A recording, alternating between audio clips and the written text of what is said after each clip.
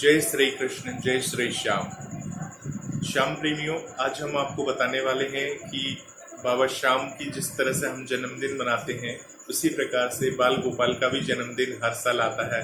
तो बाल गोपाल का जो जन्मदिन आता है उसे हम जन्माष्टमी के नाम से जानते हैं, और उसे किस तरह से मनाना चाहिए, अपने घर में बाल गोपाल की कैसे पूजा करनी चाहिए, उन्हें किस तरह से भोग लगाना चाहिए, उसके बारे में आपको एक सरल तरीका बताऊंगा, जिससे आप अपने घर में बाल गोपाल की सेवा करके बाल गोपाल की कृपा पा सकते हैं, भगवान श्री कृष्ण का आशीर्वाद पा सकते हैं।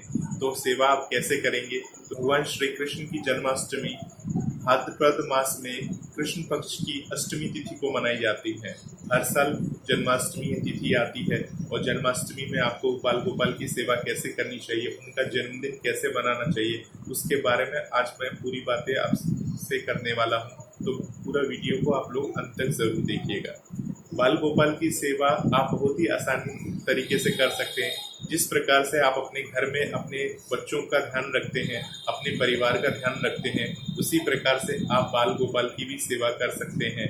बाल गोपाल की सेवा करने के लिए आपको सबसे पहले, आप वैसे सेवा तो हमेशा करते हैं बाल गोपाल की, हमेशा उनको स्नान कराते हैं, हमेशा उनको नए कपड़े पहनाते हैं, परंतु जन्माष्टमी पे कुछ खास करना पड़ता है, जिससे बाल गोपाल का आशीर्वाद पूरे परिवार पे हमेशा बना रहे, भगवान श्री कृष्ण का आशीर्वाद बना रहे। तो जन्माष्टमी में ऐसा क्या करें कि बाल गोपाल हम पे अपनी कृपा करें? अपने सच्ची भाव से सेवा करनी चाहिए, निस्वार्थ उनकी सेवा करनी चाहिए, जिससे वो हम पे अपनी कृपा करें। तो सबसे पहले आपको क्या करना है, जैसे कि आप सभी जानते हैं, भगवान श्री कृष्ण का जन्म रात के 12 बजे के करीब हुआ था। तो उनका जन्मदिन उसी रूप में आपको मनाना चाहिए। सबसे पहले आपको व्रत रखना है, पूरे दिन का व्रत रहता है। तो व्रत में आपको पूरे दिन का व्रत रखकर और भगवान श्री कृष्ण का सुमिरन करना चाहिए। श्री कृष्ण नाम का जप करते रहना चाहिए। किसी की बुराई ना करें, ना किसी के बारे में गलत बोले, बस भगवान में मन लगा के रखें और बस भगवान को याद करते रहें। और जब रात को 12 बजे भगवान श्री कृष्ण का जब जन्म हो जाता है, तो जन्म होने की खुशी में आप भगवान श्री कृष्ण का जन्म होने का, जिस प्रकार से एक बच्चे का जन्म होता है, उसके बाद जो हम क्रिया करते हैं, जैसे बच्चा एक पैदा होता है, तो डॉक्टर उनको, उस बच्चे को सबसे पहले नहलाते हैं, हिलाते हैं, उसके बाद माँ के समीप रख देते हैं। उसी प्रकार जब भगवान श्री कृष्ण का जब जन्म होगा, तो आप बाल गोपाल की जो मूर्ति होती है, लड्डू गोपाल की जो छोटी हुई मूर्ति होती है, जो लड्डू पकड़े हुए हाथ में रहते हैं, उस मूर्ति को आपको श्रद्धा पूर्वक स्नान कराना है। स्नान कैसे कराएंगे? स्नान कराने के लिए आपको पंचामृत बना के रख लेना है। पंचामृत किस प्रकार से बनेगा? तो पंचामृत के लिए आपको, जैसे सभी को पता है, दूध, दही, घी, शक्कर और शहद, ये, और गंगा जल हो तो गंगा जल भी आप डाल सकते हैं। ये सारी चीज़ों को मिलाकर आप पंचामृत बना लें। पंचामृत बनाने के बाद आप बाबा श्याम का स्नान कराएं। स्नान कराने के बाद बाबा को नए वस्त्र जो आप उनके लिए खरीद कर लाए हैं, वो वस्त्र उनको पहनाएं, उनको मुकुट पहनाएं, उनको माला पहनाएं, उनको इत्र, जो इत्र की शीशियाँ आती छोटी छोटी, भगवान श्री कृष्ण को इत्र बहुत पसंद है, वो इत्र की शीशी जो है आपके पास होनी चाहिए।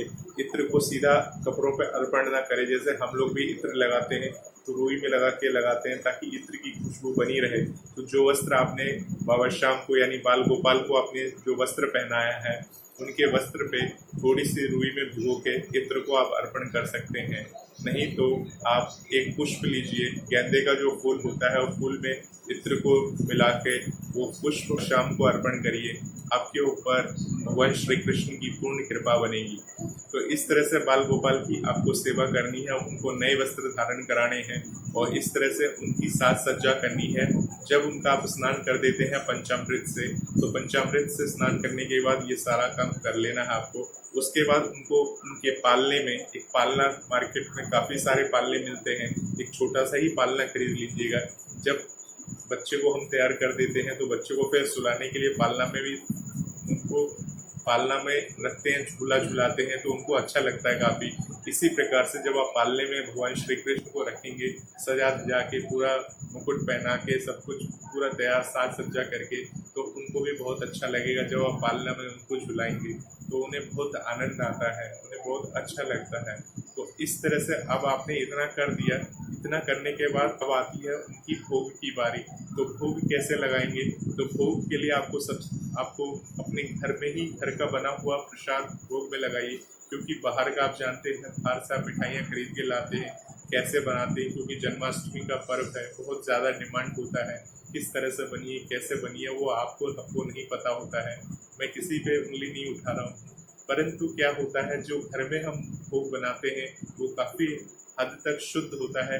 हम अपनी आंखों के सामने बनाते हैं तो हमें पूर्ण विश्वास रहता है। तो घर में आपको भोग में देखिए, भगवान श्री कृष्ण को जो उनका बाल स्वरूप थे, जब वो बाल रूप में थे तो बहुत ही नटखट थे और हमेशा माखन की चोरी करते थे, आप सभी को पता है। तो उन्हें माखन बहुत ज़्यादा पसंद है।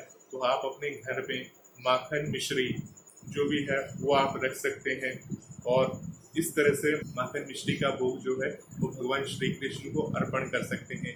इसके साथ साथ अब उनको एक मिठाई का भी भोग लगाना चाहिए। मिठाई के भोग में आप पाग बना सकते हैं। पाग जो होता है उनको पसंद है, भगवान श्री कृष्ण को पाग। पाग कैसे बनता है? तो पाग देखिए, पाग कई तरह के जो ड्राई फ्रूट्स होते हैं, जैसे मखाना हो गया, मखाने का भी पाग बन जाता है। तो मखाने का पाग आप बना के अर्पण कर सकते हो।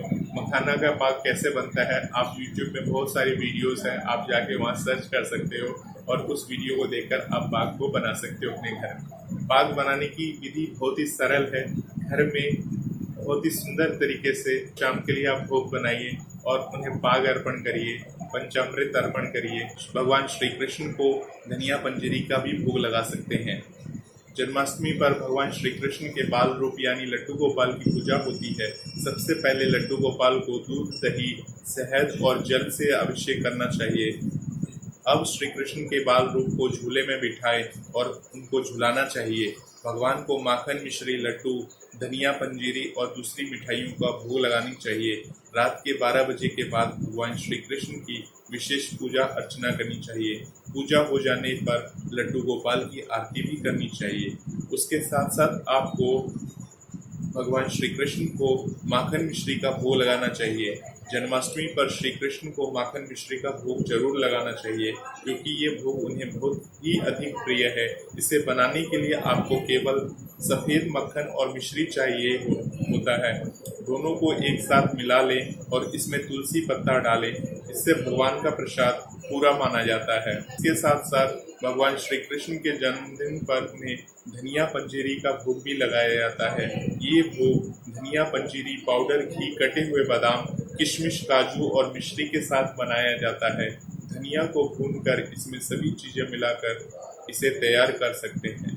इसके साथ साथ आप मखाना पाग भी बना सकते हैं। मखाना पाग एक पारंपरिक श्री कृष्ण जन्माष्टमी पर बनने वाला भोग है। मखाना के साथ घी, दूध और चीनी से बना मखाना पाग 56 भोग का एक हिस्सा होता है। अब इस तरह से भगवान श्री कृष्ण को ये चीज़ें अर्पण करके भगवान श्री कृष्ण का आप पूर्ण तरह से आशीर्वाद प्राप्त कर सकते हैं और भगवान श्री कृष्ण की इसी तरह से आपको आशीर्वाद मिलती रहे। जब आप पंचामृत तैयार करते हैं तो पंचामृत में आपको दूध, दही, शहद, चीनी और आपको घी का प्रयोग करना चाहिए। साथ ही तुलसी दल का जो तुलसी के पत्ते होते हैं, वो तुलसी के पत्ते 5-6 तुलसी के पत्ते ले लीजिए, उसके साथ मिलाकर या तो आप मिक्सी में पीस लीजिए। और बहुत सारे लोग बाल गोपाल के लिए केक लेकर आते हैं, तो आप चाहे तो उनके लिए एक शुद्ध शाकाहारी जो केक होता है वो केक भी आप लाके उनके जन्मदिन पे काट सकते हैं, क्योंकि बाल गोपाल का जन्मदिन है। हालांकि उन्हें तो माखन मिश्री का भोग लगता है और उनके लिए जो आप घर में भोग बनाएंगे, पाग बनाएंगे, उसी से वो प्रसन्न हो जाते हैं। पर बहुत सारे लोग उनके लिए जिस प्रकार से अपने बच्चों के लिए केक मंगाते हैं, तो आप अपने घर में इसी तरह से केक मंगा सकते हैं और केक मंगा के उनके जन्मदिन पे वो केक अर्पण कर सकते हैं। उनका जन्मदिन उसी प्रकार से मनाइए जैसे कि आपके अपने घर में किसी बच्चे का जन्म हुआ है और आप जिस तरह से खुश होते हैं और जैसे अपने बच्चे का जन्मदिन मनाते हैं खुशियों से भरपूर होकर, उसी प्रकार से आप भगवान श्री कृष्ण का जन्मदिन को बनाइए।